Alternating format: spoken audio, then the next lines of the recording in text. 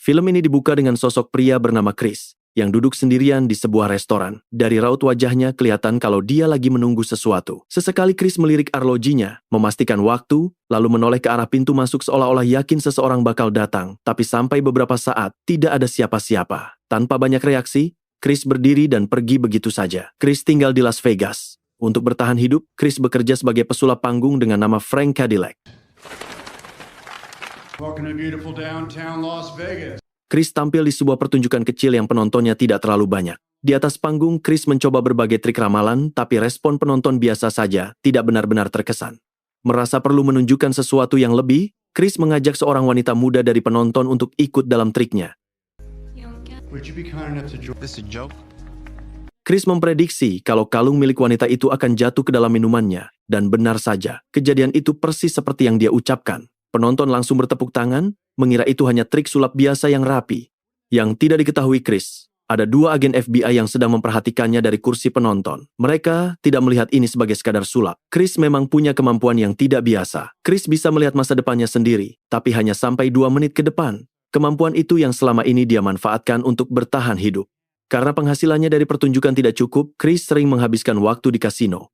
Anyway, Wednesday night at the back, and only within 2 minutes. Tapi, Chris tidak bermain seperti penjudi lain. Chris selalu memasang taruhan kecil dan menang secukupnya saja. Chris sengaja menghindari kemenangan besar supaya tidak menarik perhatian. Meski begitu, pada hari itu, gerak-geriknya tetap mencurigakan. Tim keamanan kasino yang dipimpin Roybal bersama rekannya, Davis, mulai mengawasinya lewat CCTV. Mereka mencoba memastikan apakah Chris sedang bermain curang. Karena merasa ada yang tidak beres, Roybal akhirnya memerintahkan timnya untuk menangkap Chris. Tapi Chris sudah lebih dulu tahu apa yang akan terjadi. Chris meninggalkan meja permainan dan berjalan ke kasir untuk menukar chipnya. Saat berdiri di sana, Chris kembali melihat 2 menit ke depan.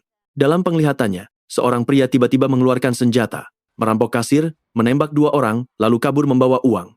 Begitu penglihatan itu selesai, situasi di dunia nyata mulai bergerak ke arah yang sama. Pria itu benar-benar muncul. Namun sebelum pria itu sempat mengangkat senjatanya, Chris langsung bergerak cepat, menerjangnya dan merebut pistol dari tangannya. Masalahnya, saat petugas keamanan datang dengan senjata terangkat, mereka melihat Chris memegang pistol. Tanpa tahu kejadian sebenarnya, mereka langsung mengira Chris adalah pelakunya. Chris sadar Chris tidak akan bisa menjelaskan situasinya. Tanpa banyak pilihan, Chris langsung kabur. Seluruh tim keamanan kasino pun bergerak mengejarnya. Tapi dengan kemampuannya melihat beberapa detik ke depan, Chris bisa membaca pergerakan mereka. Chris menghindari setiap penjaga dengan tepat. Bahkan saat Davis terus memberitahu posisi Chris lewat sistem pengawasan. Di tengah pelariannya, Chris sempat masuk ke kamar mandi dengan cepat. Di sana Chris buru-buru ganti pakaian, lalu keluar lagi dengan penampilan yang sudah berbeda, mencoba menyamar supaya tidak dikenali. Sementara itu, Davis masih terus memberi informasi ke tim keamanan, tapi saat mereka bergerak, Chris sudah lebih dulu menuju pintu keluar. Chris berhasil keluar dari gedung, mencuri sebuah mobil, lalu langsung tancap gas. Situasi langsung berubah jadi kejar-kejaran. Roybal segera menghubungi polisi Las Vegas, dan dalam waktu singkat, jalanan kota dipenuhi mobil patroli yang mengejar Chris. Saat mendekati perlintasan kereta api, Chris menggunakan kemampuannya untuk melihat beberapa menit ke depan. Chris melihat kemungkinan terburuk, mobilnya melambat dan dihantam kereta yang melaju kencang. Begitu penglihatan itu selesai, Chris langsung ambil keputusan berbeda. Bukannya mengerem, Chris justru menginjak gas sedalam mungkin dan melaju melewati rel tepat beberapa detik sebelum kereta lewat. Polisi tidak punya pilihan selain berhenti, sementara Chris berhasil lolos dari kejaran. Di sisi lain, agen FBI Kelly Ferris sedang menunjukkan rekaman dari kasino kepada atasannya. Dia sudah lama memperhatikan Chris dan yakin kalau kemampuan pria itu bukan sekadar trik sulap biasa. Menurutnya, Chris benar-benar bisa melihat masa depan. Atasannya tidak langsung percaya, apalagi situasinya sedang genting. Sekelompok teroris dari Eropa baru saja mencuri senjata nuklir dari Rusia dan berencana meledakannya di Los Angeles. Semua agen sedang difokuskan ke kasus itu, tapi Kelly tetap bersikeras. Dia yakin kalau mereka bisa menemukan Chris, kemampuannya bisa membantu melacak perangkat nuklir tersebut. Setelah mempertimbangkan, atasannya akhirnya memberi kesempatan, tapi hanya 5 hari untuk membuktikan semuanya. Kelly langsung bergerak cepat. Dia menyuruh asistennya, Kavanaugh, untuk menemui Roybal. Kavanaugh datang ke kasino, menunjukkan rencananya, lalu membawa Roybal ke pusat komando bergerak FBI.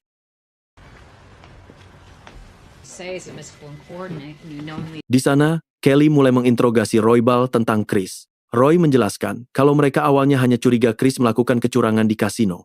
Lalu Kelly menunjukkan sebuah foto. Chris terlihat sedang menatap langsung ke arah kamera pengawas. Kelly bertanya apa yang sedang mereka bicarakan saat itu.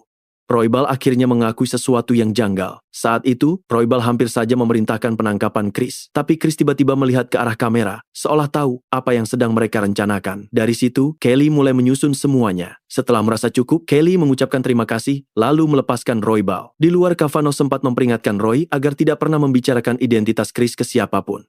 Kembali ke dalam, Kelly dan timnya menganalisis semua data yang ada. Mereka akhirnya menyimpulkan bahwa Chris memang bisa melihat masa depan dengan rentang sekitar 1,5 sampai 2 menit. Tak lama kemudian, Kavanaugh kembali membawa kabar baru. Polisi berhasil melacak lokasi mobil curian yang digunakan Chris. Sementara itu, Chris sudah lebih dulu pergi ke rumah seorang teman lamanya, Irv. Chris datang ke sana untuk bersembunyi sementara. Begitu melihat mobil yang dibawa Chris, Irv langsung curiga dan menanyakan asalnya. Chris dengan santai mengakui kalau dia mencurinya. Reaksi Irv langsung kesal. Irv menegur Chris karena terus hidup dengan cara seperti itu, selalu lari dan bersembunyi. Menurutnya, hidup seperti itu tidak akan berakhir baik. Irv juga menyentuh hal lain yang selama ini jadi alasan Chris sering kembali ke restoran.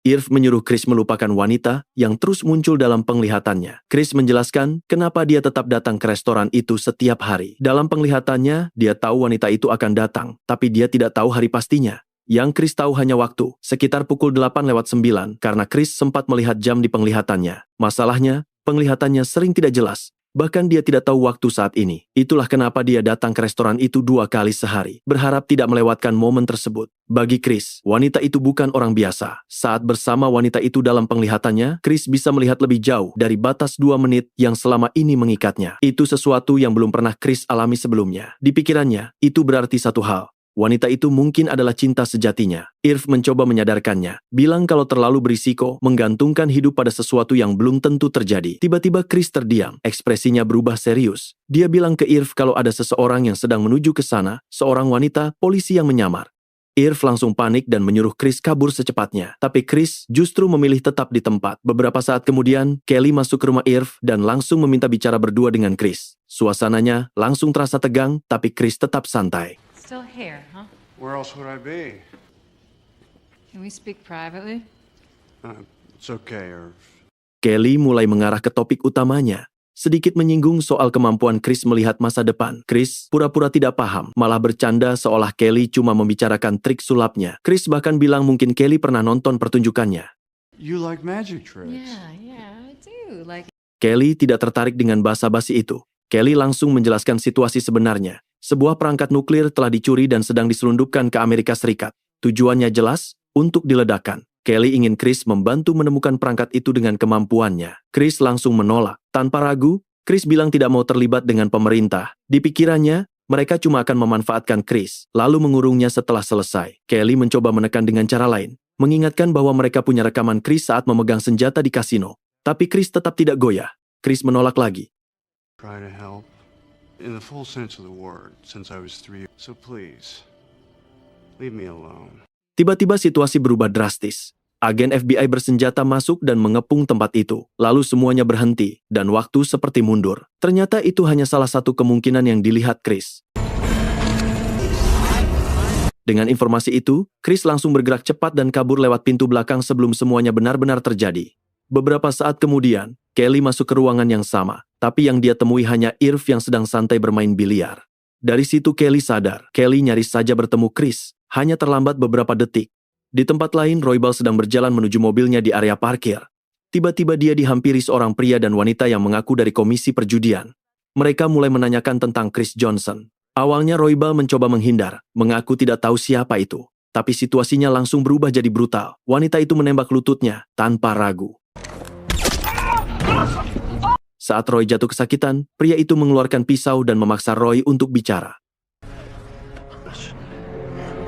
Keesokan harinya, Chris kembali ke tempat yang sama seperti sebelumnya. Duduk di restoran yang sama, menyesap minuman sambil terus melihat jam tangannya.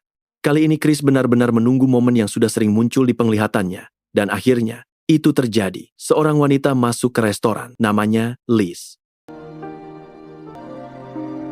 Liz berjalan melewati Chris yang langsung terlihat tegang, lalu duduk di meja dekat situ. Chris mulai mencoba-coba berbagai kemungkinan masa depan di kepalanya, mencari cara terbaik untuk mendekati Liz. Hello. You're alone too. Actually, I do. Tapi satu persatu skenario itu gagal. Di salah satu kemungkinan, mantan pacar Liz, Kendall, muncul. Kendall langsung menuntut penjelasan kenapa Liz menghindarinya. Come on, all right? I had an off day. The dry cleaner, all I am asking. Situasinya memanas. Kendall jadi agresif, menarik tangan Liz dan tidak mau melepaskan meski Liz jelas-jelas menolak. Chris ikut campur dan menyuruh Kendall mundur. Kendall langsung emosi dan mencoba memukul, tapi Chris dengan mudah menghindari setiap serangan. Bahkan tanpa terlihat berusaha keras, Chris bisa menjatuhkan Kendall sambil tetap tenang berbicara dengan Liz. Chris memaksa Kendall untuk membayar makanan Liz, lalu melakukan trik koin kecil untuk mencairkan suasana. Tapi hasilnya tetap sama, Liz tidak terkesan dan pergi begitu saja. Skenario itu gagal, waktu seakan diulang lagi. Kali ini Chris memilih pendekatan berbeda. Chris membiarkan Kendall memukulnya, meskipun Chris sudah tahu itu akan terjadi. Reaksi Liz langsung berubah. Liz marah ke Kendall dan menyuruhnya pergi. Liz tetap di sana untuk membantu Chris. Dari situ percakapan mulai mengalir.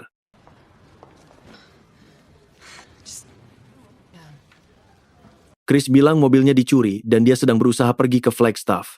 Liz kaget karena ternyata Liz juga menuju ke sana. Liz mengajar di sebuah sekolah di sana. Melihat kondisi Chris, Liz merasa kasihan dan menawarkan tumpangan. Dengan nada santai, Liz bahkan sempat bercanda kalau Chris tidak terlihat seperti orang berbahaya. No. It's because the first psychopath.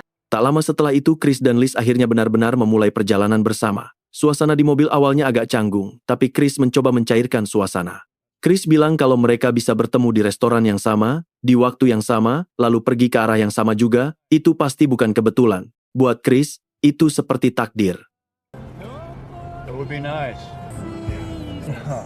Liz langsung menolak pemikiran itu. Liz bilang Liz tidak percaya pada takdir. Menurutnya, hidup justru lebih menarik kalau tidak bisa ditebak.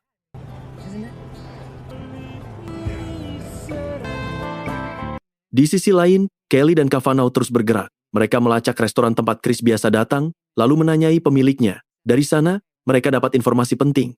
Chris ternyata datang ke tempat itu setiap hari, dan hampir selalu pergi tepat pukul 89. Tapi hari itu berbeda. Pemilik restoran bilang Chris sempat bertemu seorang wanita, dan mereka sempat mendengar obrolan tentang rencana pergi ke Flagstaff. Do you notice what kind of car he was? Thank you. Begitu keluar dari sana, Kelly langsung memerintahkan Kavanaugh untuk mengumpulkan rekaman kamera lalu lintas di sekitar area itu, mencoba menelusuri kemana arah Chris pergi. Tetapi, Kavanaugh membawa kabar yang jauh lebih serius. Roybal ditemukan tewas di tempat parkir. Kondisinya mengenaskan, tenggorokannya dilukai, dan lututnya terkena tembakan. Kelly langsung menghubungkan semuanya. Ini bukan kebetulan. Kelly yakin teroris yang mencuri perangkat nuklir itu sedang bergerak, dan mereka mencoba menyingkirkan Chris sebelum dia sempat mengganggu rencana mereka.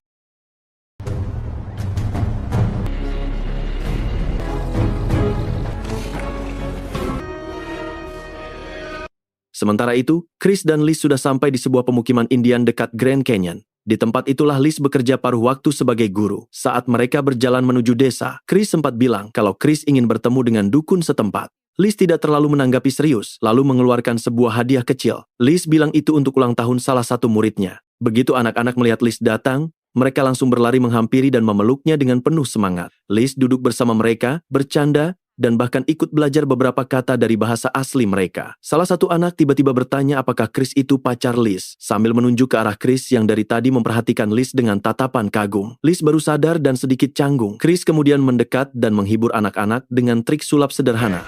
Once you cement, hold it really tight. It's magic.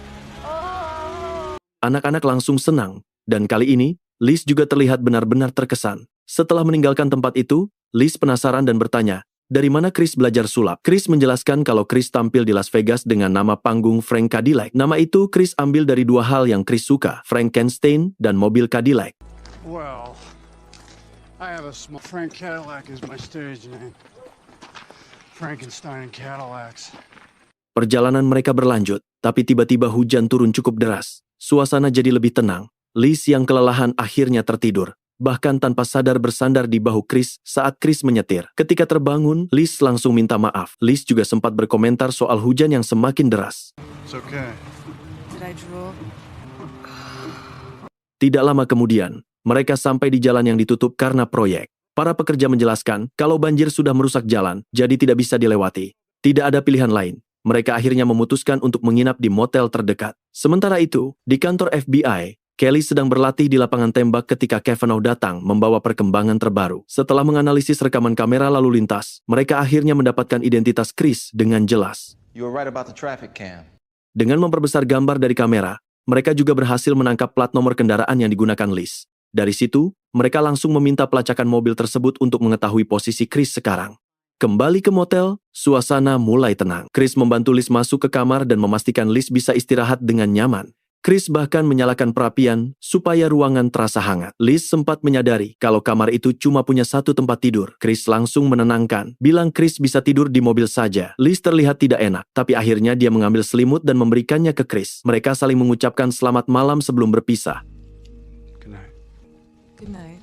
Malam itu, Liz sempat melihat keluar jendela. Liz melihat Chris benar-benar tidur di dalam mobil, sendirian di tengah udara dingin. Dari situ, rasa bersalah mulai muncul.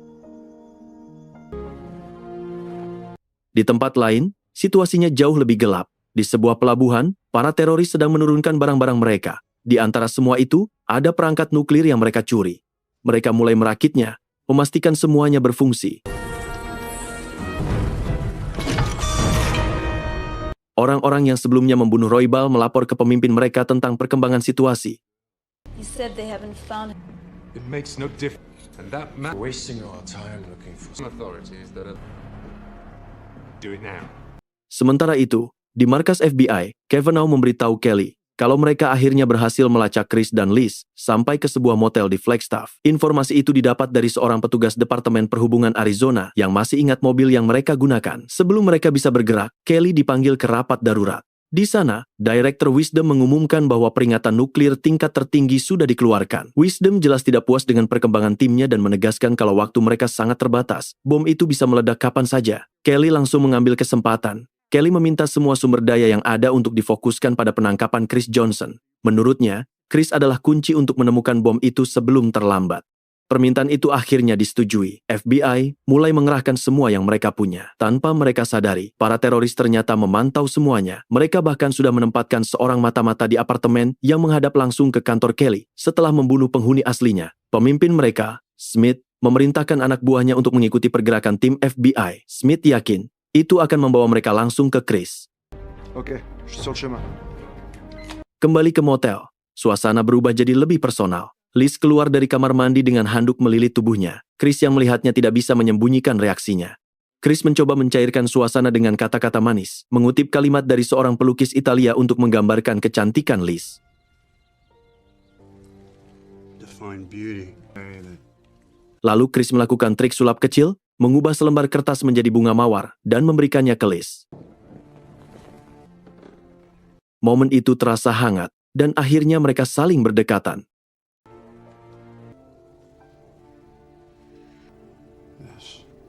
Di sisi lain, Kelly sudah tiba di Flagstaff menggunakan helikopter. Timnya langsung memberi laporan soal posisi mereka dan memastikan kalau motel tempat Chris menginap sudah dalam pengawasan.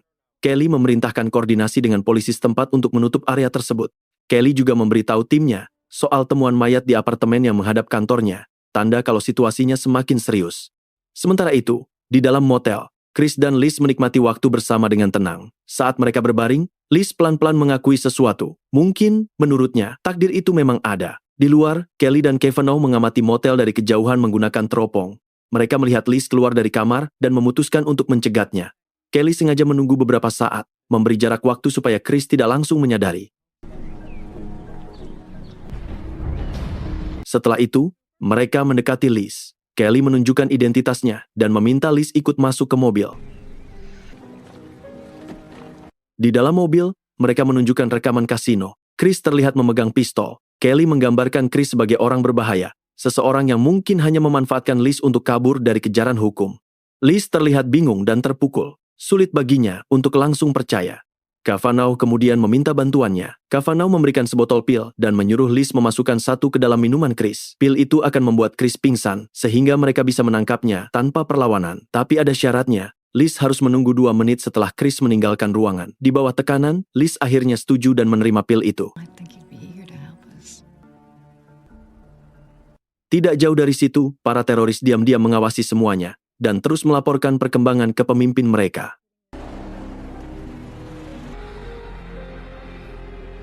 Liz kembali ke kamar motel, berusaha bersikap normal. Liz menyapa Chris seperti biasa, bahkan memberikan pakaian yang baru saja Liz beli untuknya. Chris menerimanya dengan senyum, lalu mengucapkan terima kasih tanpa curiga sedikitpun. Setelah itu, Chris mulai merasa ada yang aneh. Chris menatap Liz dan bertanya pelan apakah semuanya baik-baik saja. Liz langsung mengelak, berusaha terlihat biasa saja. Liz menyarankan Chris untuk mandi dulu, sementara dia menyiapkan sarapan. Saat Chris masuk ke kamar mandi, Liz terlihat gelisah. Liz terus melirik jam tangannya, menunggu waktu yang tepat untuk memasukkan pil ke dalam minuman Chris. Di sisi lain, di dalam mobil pengawasan, Kelly juga melakukan hal yang sama. Kelly memperhatikan jam, bersiap memberi perintah kapan saja. Tidak jauh dari situ, para teroris juga sudah siaga. Pemimpin mereka bersama beberapa anak buah berada di sekitar area. Bahkan seorang penembak jitu sudah membidik ke arah motel. 2 menit berlalu, Liz akhirnya memasukkan pil ke dalam minuman Chris. Ketika Chris keluar dari kamar mandi, Liz langsung menyerahkan minuman itu. Tapi tepat sebelum Chris sempat meminumnya, Liz tidak tahan lagi. Liz menangis dan menghentikannya. Liz memeluk Chris dan akhirnya jujur. Liz menceritakan semua yang dikatakan Kelly dan Kavanaugh tentang dirinya. Dengan suara gemetar, Liz bertanya apakah semua itu benar. Chris tidak langsung menjawab. Chris, is it true? Chris malah menyalakan TV dan menaikkan volumenya, memastikan percakapan mereka tidak bisa didengar oleh FBI yang mungkin sedang menyadap. Dengan tenang, Chris bertanya berapa lama efek pil itu bekerja. Setelah Liz menjawab, Chris diam-diam menukar gelasnya, lalu keluar kamar sambil membawa minuman itu. Dari mobil pengawasan, Kelly memperhatikan dengan bingung.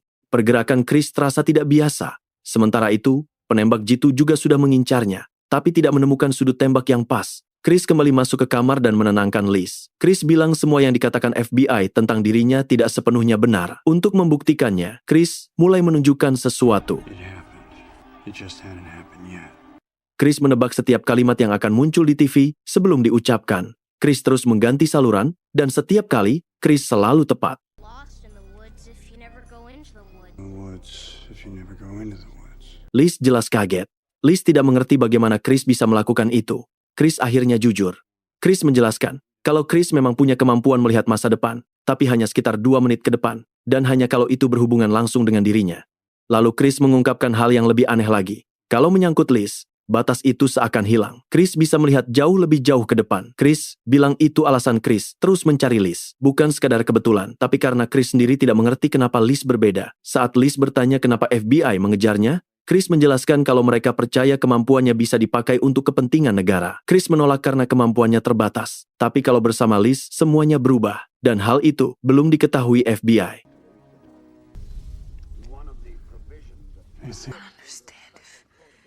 I can only give him a 2-minute. Chris lalu menyerahkan sebuah amplop berisi uang ke Liz.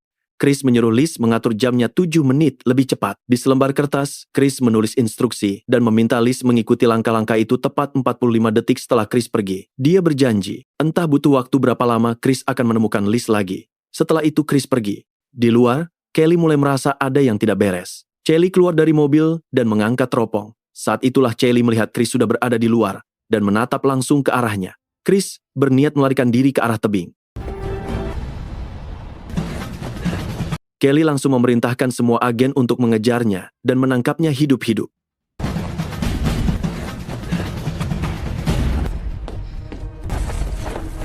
Sesuai instruksi Chris, Liz menyalakan mobil dan mengarahkannya menuruni lereng. Mobil itu menghantam sebuah menara air, membuatnya roboh. Kayu, puing, dan berbagai benda berat mulai menggelinding turun, menciptakan kekacauan di jalur para agen.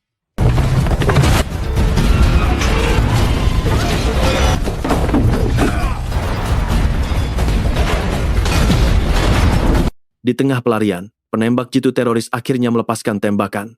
Tapi Chris sudah melihat itu sebelumnya. Chris menghindar di detik terakhir. Di belakangnya, kayu dan puing terus bergulung turun, menghalangi kejaran para agen. Chris harus menghitung setiap langkah dengan tepat supaya tidak tertimpa. Dengan kemampuan yang Chris miliki, Chris berhasil melewati semua itu dan sampai di dasar lereng.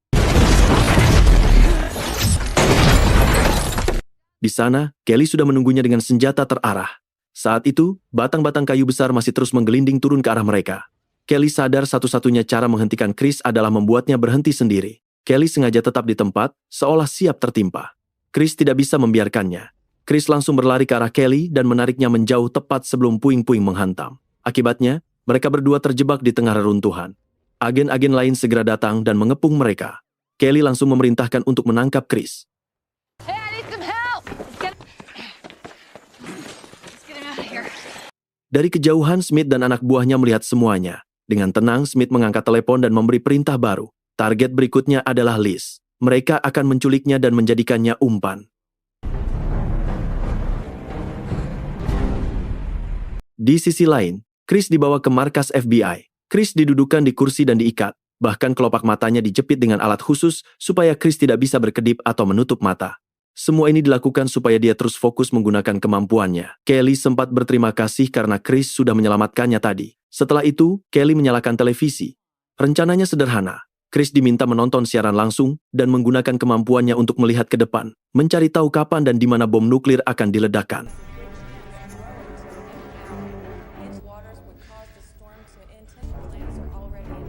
Saat Chris mulai berkonsentrasi, dia langsung terseret ke dalam penglihatan masa depan. Dalam siaran berita yang terjadi beberapa jam ke depan, terlihat seorang wanita diikat dengan bahan peledak, duduk di kursi roda di atas atap gedung parkir. Saat Chris menyadari siapa wanita itu, Chris langsung terpukul. Itu Liz.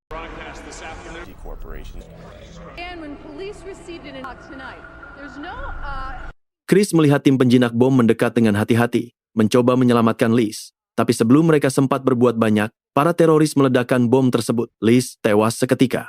Chris langsung tersadar dari penglihatannya. Panik. Kelly buru-buru menanyakan apa yang Chris lihat, tapi Chris menolak memberitahu. Chris justru bilang kalau Chris bisa membantu lebih baik kalau dia tidak berada di ruangan itu. Dengan ragu, Kelly akhirnya setuju. Chris dipindahkan ke sel tahanan sementara. Di dalam sel, Chris meminta sebatang rokok. Saat penjaga lengah, Chris langsung bergerak. Dengan kemampuannya membaca beberapa detik ke depan, Chris bisa mengantisipasi semua gerakan mereka. Dalam waktu singkat, Chris melumpuhkan para penjaga dan kabur dari sel. Alarm langsung berbunyi. Seluruh gedung dikunci. Kelly dan tim langsung mengejar Chris yang berlari melewati lorong-lorong fasilitas.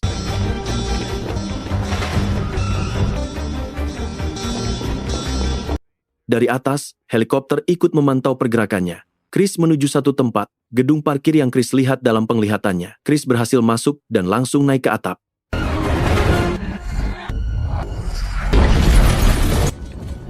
Kelly memutuskan mengejarnya sendirian, menyuruh tim lain tetap di belakang. Dengan senjata di tangan, Kelly naik ke atas dan menemukan Chris berdiri di tempat yang sudah Chris kenali. Chris berdiri agak jauh dari titik di mana Liz akan tewas. Kelly mendekatinya dan menuntut penjelasan. Kali ini, Chris akhirnya jujur. Chris bilang dalam 2 jam ke depan, Liz akan dibunuh di tempat itu. Kelly langsung menawarkan kesepakatan. Kelly akan membantu menyelamatkan Liz, tapi Chris harus membantu menemukan bomnya. Chris setuju. They're using Liz as bait. I know. I help you, you help me. Mereka cepat menyusun rencana. Chris yakin para teroris menggunakan sniper sebagai bagian dari strategi mereka. Kelly lalu memerintahkan agar semua sinyal komunikasi di area itu diputus. Tujuannya supaya sniper tidak bisa berkomunikasi dan terpaksa menunjukkan posisinya. Chris kemudian berjalan ke area terbuka di atap parkiran, menjadi umpan. Saat Chris berada di tengah, sniper langsung menembak. Chris menghindari peluru itu di detik terakhir, lalu menjatuhkan diri, berpura-pura tertembak. Sniper mencoba menghubungi atasannya, tapi gagal karena sinyal sudah dimatikan. Dari suara tembakan, FBI langsung mendeteksi posisinya dan menanganinya. Chris bangkit tanpa luka. Kelly mendekat, dan Chris mengakui satu hal yang membuat situasi semakin berat. Di semua kemungkinan yang Chris lihat, Liz selalu berakhir mati. Kelly tidak menyerah. Kelly mengusulkan pendekatan lain, menyelamatkan Liz sebelum Liz dibawa ke gedung parkir. Chris mencoba melihat lebih jauh ke masa depan. Kali ini Chris fokus pada momen sebelum kejadian itu. Dari sana, Chris berhasil melihat kendaraan yang akan digunakan untuk memindahkan Liz, bahkan sampai mengingat nomor platnya.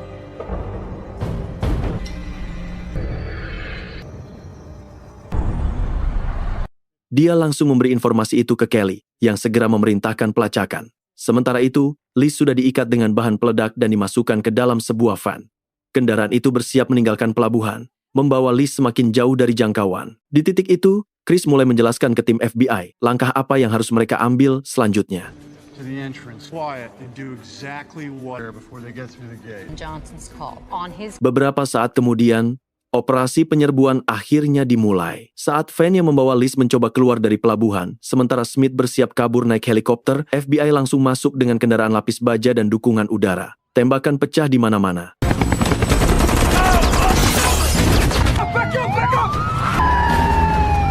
Situasi jadi kacau, memaksa Smith dan anak buahnya berpencar untuk mencari perlindungan. Sesuai arahan Chris, Kelly membidik tong-tong bahan bakar di sekitar area. Tembakan itu tepat sasaran.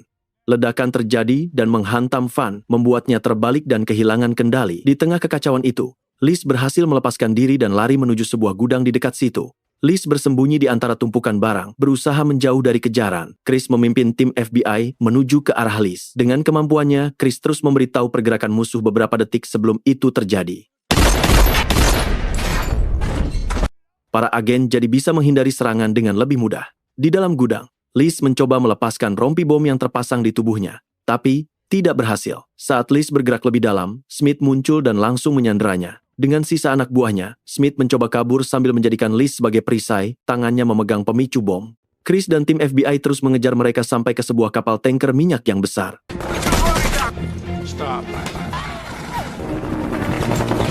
Saat mundur, para teroris meninggalkan jebakan. Mereka memasang bahan peledak yang sensitif terhadap gerakan di berbagai titik kapal untuk memperlambat kejaran. Chris bisa melihat ledakan itu beberapa detik sebelum terjadi. Chris memberi peringatan tepat waktu, sehingga tim bisa menjinakkan atau menghindarinya. Chris terus membaca situasi di depan, memandu tim melewati setiap jebakan yang ada. Di salah satu sudut, seorang teroris bersembunyi dan bersiap menyergap. Chris langsung melihat kemungkinan itu, lalu memberitahu posisi tepatnya sebelum serangan terjadi. Agen FBI langsung bergerak dan melumpuhkan penembak itu sebelum sempat menembak. Untuk mempercepat pencarian, tim memutuskan berpencar di dalam kapal. Chris menggunakan kemampuannya lebih jauh lagi. Chris membayangkan berbagai kemungkinan masa depan sekaligus, seperti menelusuri banyak jalur dalam waktu yang sama. Di antara semua kemungkinan itu, akhirnya Chris menemukan satu titik penting. Smith terlihat mencoba melarikan diri bersama Liz, menuju area dekat ruang mesin. Di dek atas kapal, situasi tiba-tiba berubah kacau. Salah satu teroris muncul tanpa diduga dan langsung menembaki tim Kelly. Dalam sekejap, Kavanaugh terkena tembakan dan jatuh. Kelly langsung membalas dan menembak mati penyerang itu, tapi semuanya sudah terlambat. Kavanaugh tewas di tempat. Meski jelas terpukul, Kelly tidak berhenti. Kelly tetap fokus pada misi, tim kembali berkumpul. Dan Chris langsung memimpin mereka menuju lokasi Smith. Saat mereka bertemu, Kelly memerintahkan Smith untuk melepaskan Liz. Tapi Smith tidak bergerak. Smith justru menahan Liz di depannya sebagai perisai, sambil memperingatkan Chris agar tidak mendekat. Chris langsung memproses berbagai kemungkinan di kepalanya. Don't patronize me. Back off. Dari semua skenario masa depan, Chris mencari satu-satunya jalan di mana Liz bisa selamat. Chris sempat bertanya ke Kelly seberapa akurat tembakannya. Lalu Chris maju. I'll take my chance. Smith langsung menembak, tapi Chris sudah mengantisipasi semuanya.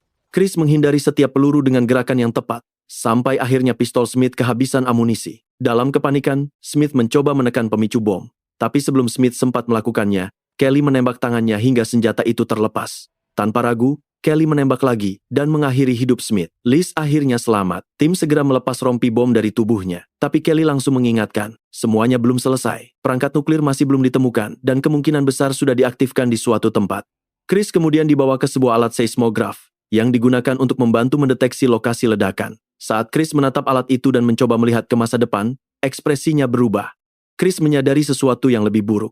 Liz selama ini hanyalah pengalih perhatian. Saat semua orang fokus menyelamatkannya, bom yang sebenarnya sudah dipasang di tempat lain. Dalam penglihatannya, gelombang ledakan menghantam kota, menghancurkan segalanya dan menewaskan jutaan orang. Lalu semuanya berhenti, waktu kembali berputar. Terungkap kalau semua kejadian barusan hanyalah salah satu kemungkinan masa depan yang dilihat Chris. Realitanya, Chris masih berada di motel, berbaring bersama Liz. Dengan pemahaman itu, Chris akhirnya mengambil keputusan. Chris sendiri yang menghubungi Kelly. Chris bilang Chris siap bekerja sama sepenuhnya untuk menemukan bom tersebut. Tapi Chris punya satu syarat. Liz harus benar-benar dijauhkan dari semua ini. Kelly menyetujui permintaan itu, dan bilang Kelly sedang menuju ke sana. Chris lalu membangunkan Liz dan memberitahunya kalau Chris harus pergi. Liz sempat bertanya, apakah Chris akan kembali? Chris menjawab iya. Entah butuh waktu seminggu atau sebulan, Chris akan menemukan Liz lagi. Chris hanya meminta satu hal, Liz harus menunggunya. Liz mengangguk. Beberapa saat kemudian, Chris berada di luar motel saat Kelly datang. Kelly menanyakan apakah Chris sudah siap. Chris hanya mengangguk, masuk ke dalam mobil dan pergi bersama Kelly menuju hal yang belum mereka ketahui.